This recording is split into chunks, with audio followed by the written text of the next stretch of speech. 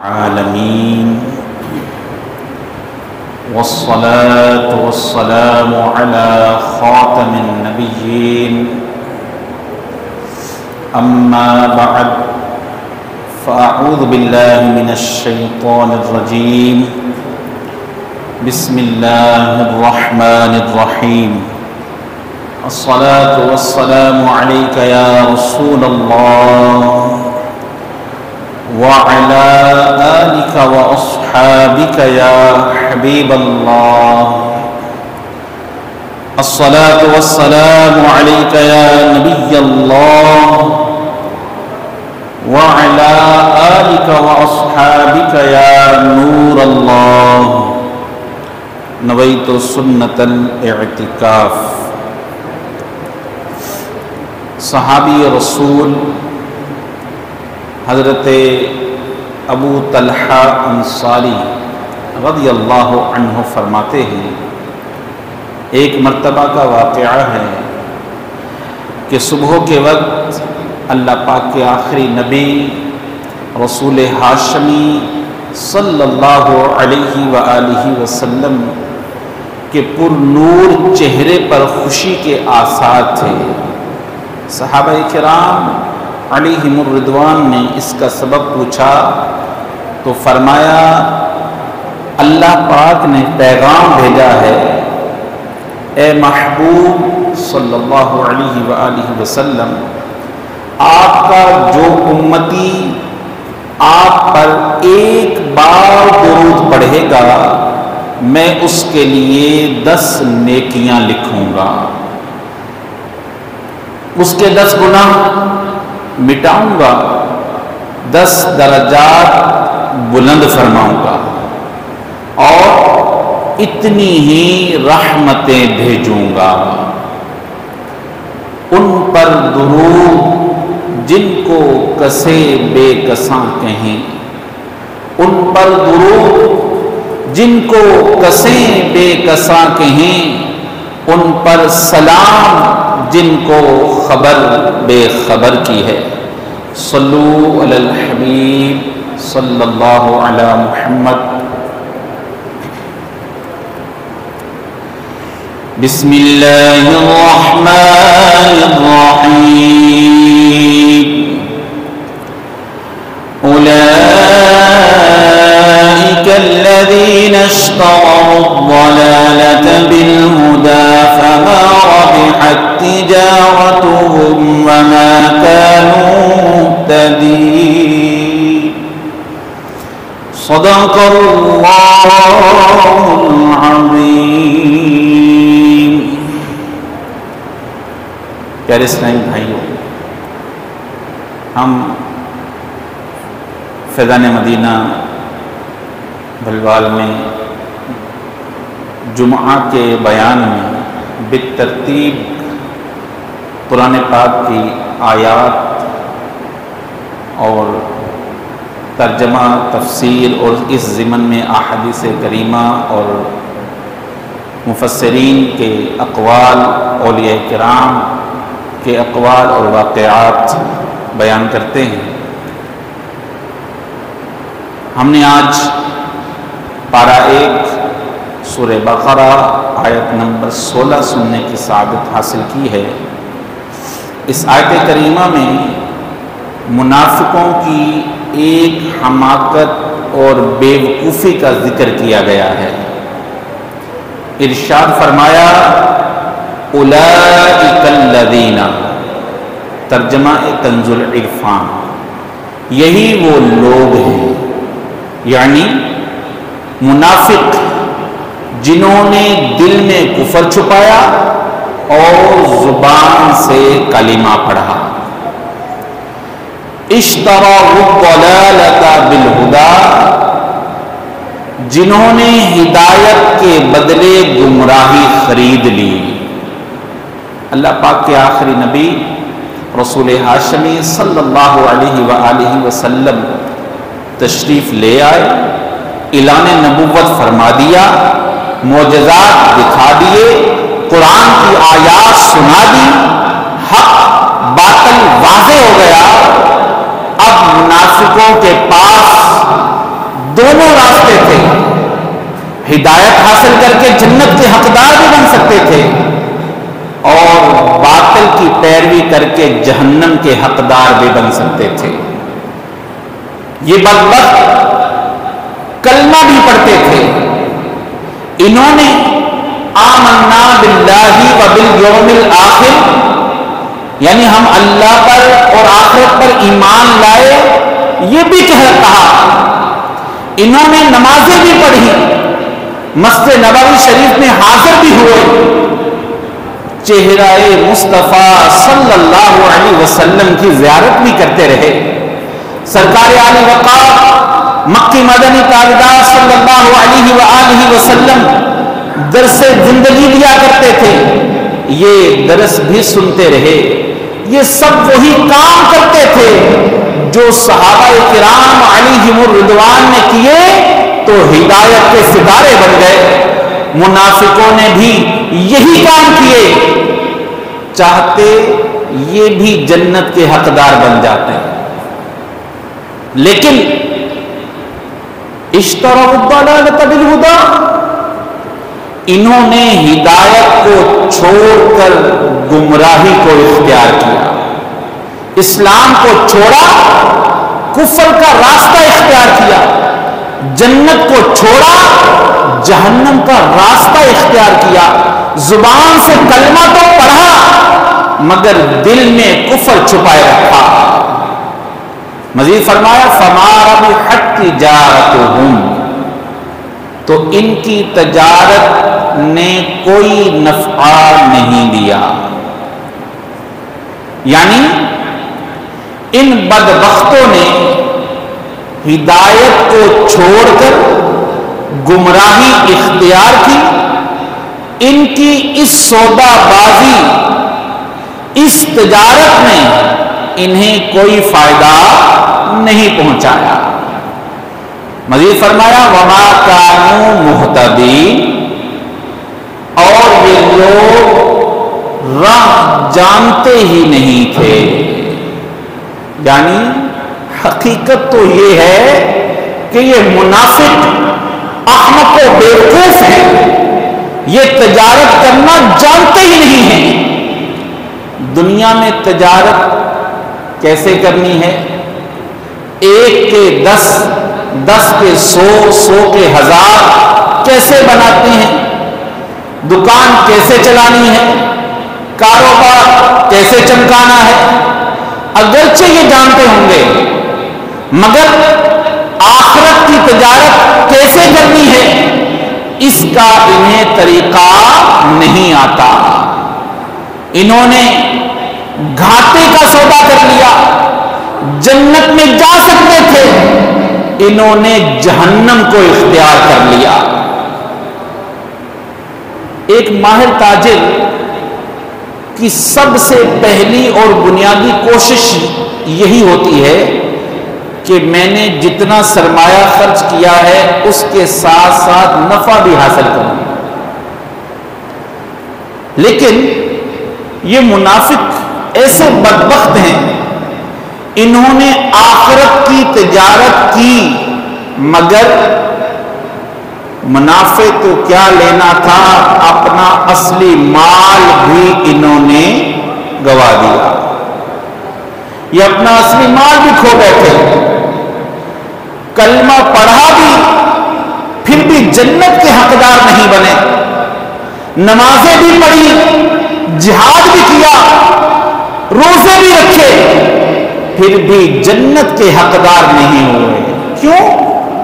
اس لیے اشتروا الضلالۃ بالہدی، انہوں نے اپنے دل کی دنیا کے لیے ہدایت کی جگہ گمراہی کو اختیار کیا۔ پیارے اسلامی بھائیوں، معلوم ہوا یہ منافقوں کا ایک عیب بیان کیا گیا ہے، یہ منافقوں کا ایک عیب ہے کہ ان کی بے وقوفی ہے کہ یہ دنیا کی تجارت اگرچہ جانتے ہوں مگر آخرت کی تجارت کرنا نہیں جانتے، گھاٹے کا سودا کر لیتے ہیں۔ ہم اللہ پاک کے فضل سے مسلمان ہیں منافق نہیں ہیں۔ اس لیے ہمیں چاہیے کہ منافقوں والی اس حماقت سے بچیں۔ ہمیں کیا چاہیے کہ ہم منافقوں والی یہ بیوقوفی اور حماقت سے بچیں۔ ہمیں دکان چلانی آتی ہے، کاروبار کرنا آتا ہے، پیسے کما لیتے ہیں، گھر چلا لیتے ہیں، 1 کے 10، 10 کے 100، 100 کے 1000 ہم بنا لیتے ہیں۔ یہ اپنی جگہ ایک درست بات ہے، البتہ ہمیں آخرت کی تجارت بھی کرنی آنی چاہیے۔ جیسے ہم دکان چلانے، کاروبار کرنے میں ماہر ہیں، دنیا کمانے کا ایک سے ایک طریقہ جانتے ہیں، اسی طرح جنت کمانے کے طریقے بھی ہمیں آنا چاہیے۔ اگر آخرت کی تجارت ہمیں نہ آئی تو کہیں ہم گھاٹے کا سودا نہ کر بیٹھے۔ بعض دفعہ دنیا کی تجارت میں نقصان بھی ہو جاتا ہے، بہت بڑی بڑی رقم خرچ ہو جائے، نقصان میں چلی جاتی ہے۔ کسی کو 6 ماہ تک نقصان ہوتا ہے، سال تک، 2 سال تک نقصان ہوتا ہے۔ اگر بالفرض کاروبار کیا اور کروڑوں کا نقصان ہو گیا، بھائی مال ڈوب گیا، پھر اس نقصان کی بھرپائی بھی نہ ہو سکی، یہ پورا بھی نہ کر سکے، تو بھی کیا ہوا؟ دنیا کیا ہے؟ فانی ہے، دنیا فانی ہے۔ آج زندگی ہے، ہو سکتا ہے کہ کل قبر میں ہو۔ اگر دنیا میں نقصان ہو بھی گیا تو عارضی ہے، مگر ہمیں آخرت کی تجارت اگر نہ کرنی آئی، آخرت کے معاملے میں اگر ہم گھاٹے کا سودا کر لیا تو فانی دنیا میں نہیں بلکہ ابدی اور ہمیشہ رہنے والی زندگی کا نقصان ہو جائے گا۔ اس لیے آخرت کے معاملے میں کبھی بھی گھاٹے کا سودا مت کیجیے۔ اللہ کریم کا بڑا فضل ہے کہ ہم مسلمانوں کے گھر میں پیدا ہوئے، اربوں کی تعداد میں لوگ دنیا میں موجود ہیں۔ اللہ کریم نے ہمارے لیے مسلمان گھرانے کا انتخاب فرمایا۔ ہم نے عاشقان رسول کے گھر میں آنکھ کھولی، دنیا میں آ کر آذان کی آواز سنی تھی۔ یہ اللہ پاک نے ہمیں شرف بخشا ہے، ہم ہدایت پر ہیں۔ اب اس ہدایت کو بیچ کر گمراہی کو کبھی بھی اختیار نہیں کرنا، ورنہ یہ آخرت کی تجارت میں بہت نقصان ہوگا۔ جی ہاں، یہ آخرت کے لیے بہت نقصان دہ سودا ہوگا۔ ہم ہدایت پر ہیں، ایمان سینے میں موجود ہے، اس ایمان کو کبھی بھی فروخت نہیں کرنا۔ دنیا کا مال، دنیا کی دولت، دنیا کی شہرت، دنیا کا نام، عہدہ، منصب، یہ سب کچھ فانی ہے۔ اگر خدا نہ خواستہ پیسے کے لالچ میں، منصب کے لالچ میں، کسی ملک کا ویزا حاصل کرنے کے لیے اگر کہیں ایمان کا سودا کر لیا تو بہت بڑا نقصان ہوگا۔ آؤ آپ ایک عبرت ناک واقعہ سناتا ہوں۔ اپنے وقت کے ولی کامل حضرت سیدنا حسن بصری رحمت اللہ تعالی علیہ کے مبارک دور کا ایک واقعہ ہے، بڑا سبق آموز ہے۔ ایک مرتبہ آپ رحمت اللہ تعالی علیہ تشریف فرما تھے، تو آپ نے دیکھا کہ کچھ لوگ ایک مردے کو گھسیٹتے ہوئے لے جا رہے ہیں۔ حضرت حسن بصری رحمت اللہ علیہ نے اسے دیکھا تو بے ہوش ہو کر گر گئے۔ جب ہوش آیا تو آپ سے بے ہوشی کا سبب پوچھا گیا۔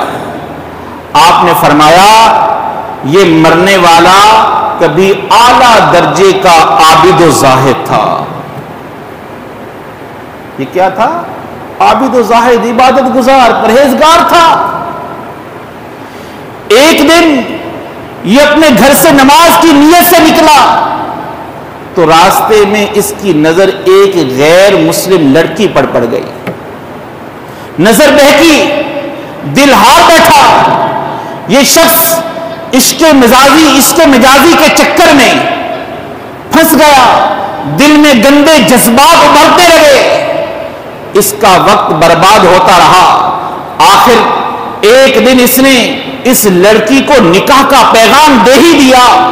اس پر وہ لڑکی بولی تم مسلمان ہو، میں غیر مسلم ہوں، جب تک تم اپنا دین چھوڑ کر میرا مذہب اختیار نہیں کر لو اس وقت تک میں تم سے نکاح نہیں کروں گی. افسوس، اس کے سر پر عشق مجازی کا بھوت سوار تھا. اس بدبخت پر شہوت کا غلبہ تھا. اس نے لڑکی کی بات مان لی، دین اسلام کو چھوڑ دیا اور اس لڑکی والا باطل دین اختیار کر لیا. اب جب یہ لڑکی کے پاس پہنچا تو وہ بولی اے شخص، تجھ پر کوئی بھلائی نہیں، تجھ میں کوئی بھلائی نہیں. جو اپنے دین کے ساتھ وفا نہیں کر سکا وہ بھلا میرے ساتھ کیا وفا کرے گا. یہ کہہ کر اس نے شادی کرنے سے انکار کر دیا. نہ خدا ہی ملا نہ وصال صنم، نہ ادھر کے رہے نہ ادھر کے رہے. ایمان سے بھی ہاتھوں بیٹھا، جس کے عشق میں مبتلا تھا وہ بھی نہ ملی. آخر کفر کی حالت میں ہی موت کے گھاٹ اتر گیا. اللہ اکبر. پیارے اسلامی بھائیوں، غور فرمائیے کتنا گھاٹے کا سودا کیا. اپنا ایمان بیچ کر گمراہی کو اختیار کر لیا. ایک عورت کے عشق میں مبتلا ہو کر ایمان کا سودا کر کے آخرت کی تجارت میں کتنے بڑے نقصان میں مبتلا ہو گیا. پیارے اسلامی بھائیوں، الحمدللہ ہم مسلمان ہیں. یقیناً یہ اللہ پاک کی بہت بڑی نعمت ہے. ہمارا کلمہ پڑھنا، مسلمان ہونا انشاءاللہ الکریم جہنم سے بچ کر جنت میں جانے کا ذریعہ بن جائے گا. مگر یاد رکھیے، جہنم سے بچنے، جنت کا حقدار بننے کے لیے صرف مسلمان ہونا کافی نہیں ہے، بلکہ ایمان سلامت لے کر دنیا سے جانا بھی ضروری ہے. اس لیے ہمیں چاہیے کہ ہم اپنے ایمان کی فکر کریں. اللہ پاک نے ہمیں ایمان کی دولت سے نوازا ہے، اس کی قدر بھی کریں، اس کا شکر بھی ادا کریں اور ساتھ ہی ساتھ کفر سے نفرت بھی کرتے رہیں. حدیث پاک میں ہے جس میں 3 باتیں ہوں وہ ایمان کی حلاوت یعنی مٹھاس کو پا لیتا ہے. ان میں سے ایک بات یہ ارشاد فرمائی، وہ ایمان کے بعد کفر کی طرف لوٹ کر جانے کو اسی طرح ناپسند کرے جیسے آگ میں گرنے کو ناپسند کرتا ہے. معلوم ہوا ایمان والا بننے، ایمان کی سلامتی کے ساتھ قبر میں اترنے اور اس ذریعے سے جنت کا حقدار بننے کے لیے ضروری ہے کہ ہم کفر سے ہر دم نفرت کرتے رہیں. مگر افسوس، آج کل ایمان کی سلامتی کی فکر بہت کم لوگوں کو ہوتی ہے. عموماً لوگ اپنے نفس پر بھروسہ کرتے ہیں. توجہ کیجئے گا، اپنے نفس پر بھروسہ کرتے ہیں. ہم کیا سیکھ رہے ہیں، کس سے سیکھ رہے ہیں، ہمیں بالکل اس کی فکر نہیں ہوتی.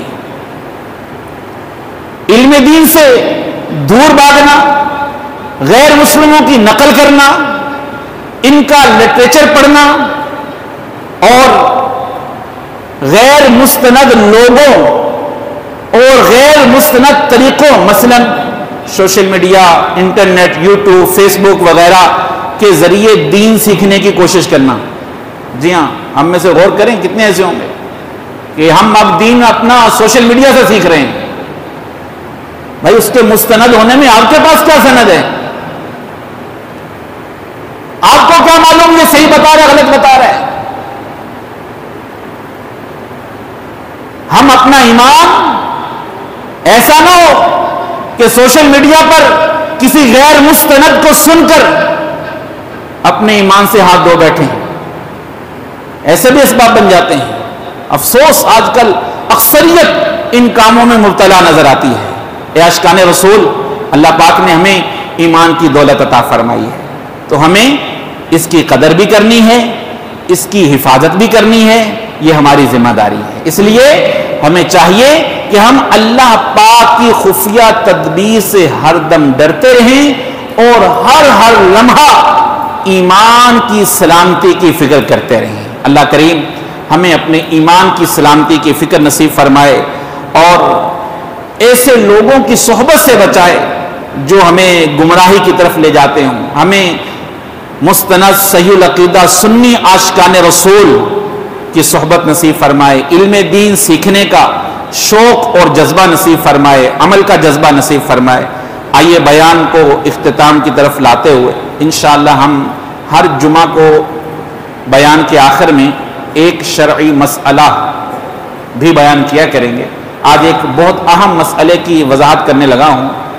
ایک غلط فہمی ہم میں پائی جاتی ہے،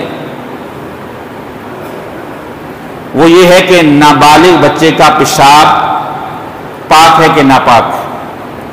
بچہ اگرچہ 1 دن کا ہو، اس کا پیشاب ناپاک ہے، لہذا اگر یہ بدن پر لگ جائے تو اس سے بدن ناپاک ہو جائے گا. اب جب تک پیشاب کو زائل نہ کرے گا جسم ناپاک ہی رہے گا.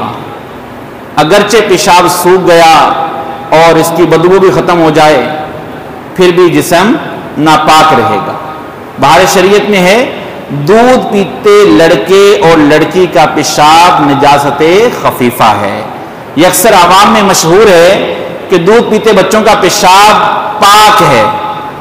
یہ غلط ہے. اللہ پاک ہمیں درست اسلامی احکام سیکھنے اور عمل کرنے کی توفیق عطا فرمائے. آئیے ایک وظیفہ بھی آپ کو عرض کرتا چلوں. جو کوئی 75 مرتبہ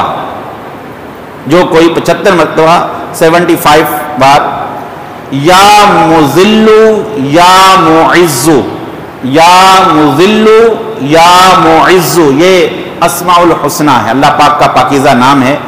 یا مذلو یا معزو پڑھ کر سجدہ کرے اور کہے یا الہی فلاں ظالم کے شر سے مجھے محفوظ رکھ، اللہ پاک اسے امان دے گا اور اپنی حفاظت میں رکھے گا انشاءاللہ الکریم. اللہ پاک ہمیں عمل کی توفیق عطا فرمائے.